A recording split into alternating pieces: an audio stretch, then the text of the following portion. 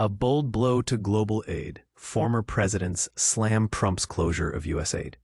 The U.S. Agency for International Development, USAID, has officially ceased its operations following President Donald Trump's gradual dismantling of the organization over concerns about its alleged excessive spending.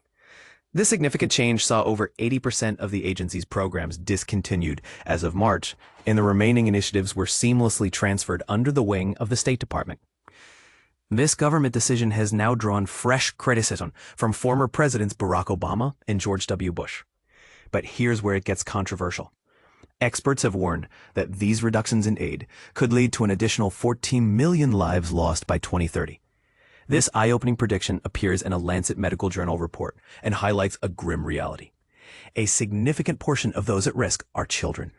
The report's authors have labeled these projections as staggering and emphasize the dire consequences of reduced aid assistance. However, a State Department spokesperson countered the Lancet claims, arguing that the study was based on incorrect assumptions and affirming that U.S. aid efforts would continue in a more efficient manner. And this is the part most people miss.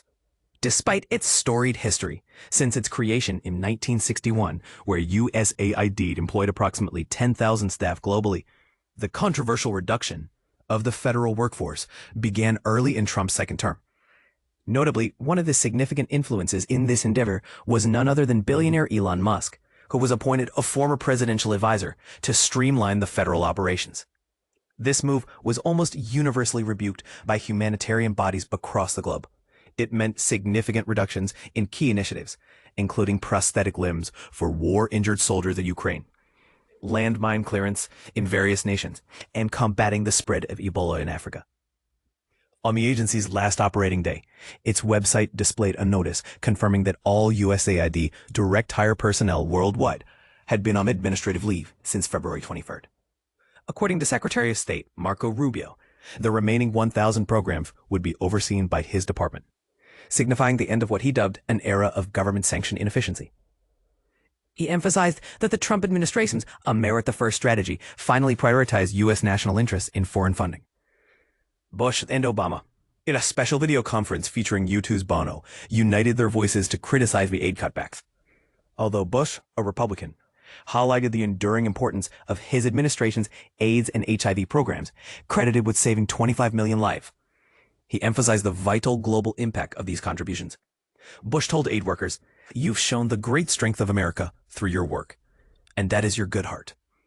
Obama, from a different political vantage point, referred to the dismantling of USAID as a travesty that undermines some of the most crucial humanitarian efforts globally. Bono echoed the sentiment, stating, "They called you crooks when you were the best to us." Could the end of USAID signal a shift in global aid dynamics?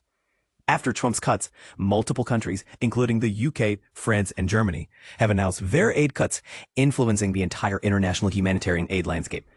The United Nations highlighted last month that the aid sector is grappling with the most profound funding cuts it has seen. What do you think?